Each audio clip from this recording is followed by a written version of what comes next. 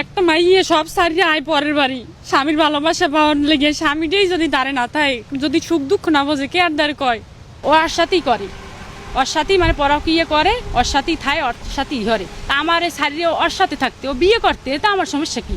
আমার জীবন দেয় না, আমার মেয়েটার জিগায় না, খাওয়ান দেয় না, কিছু দেয় না, ও ওই জায়গায় থায়, ওই জায়গায় ধরে, তাই ও আমার একটা করবে না, একটা তো করা লাগবে, তাই একটা দায়িত্ব আছে, ওর একটা খাওয়ান লন দেবে, একটা আছে গড্ডে হালাই তুই আইসগো গেছে। আমি 1 ফিট নিয়ে 100 ফিট নামি নেমে আমি বাড়ি গেছি, কই আমার আইবে আনে, কাজ কাম করে তো আইবে আনে, কোনো খোঁজখবরই নেই, কোনো খোঁজখবরই নেই। আইতেই দেও নেউনি সম্পর্ক জরা জরা মাগির লেগে পরপি এখন করি।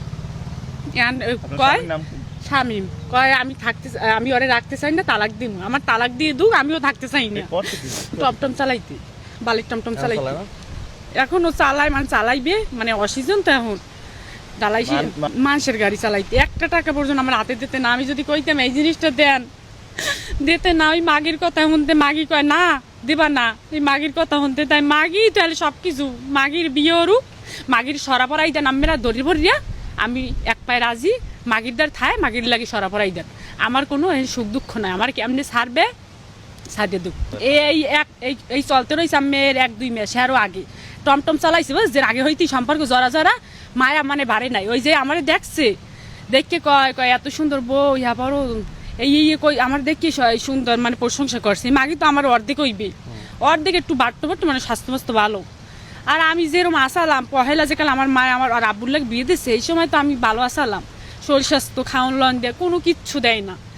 পহেলা তো ভালো পাইছে, কয় মায় কয়েন থা লাগ না, তোর স্বামীটা ভালো না, বাহিরে চোখ, তোর খোঁজখবর রাখে না, তোর শাশুড়িও তোর ভালো না, তুই থাকবি কে আর ভরসায়? একটা মাই কে আর ভরসায় থায়?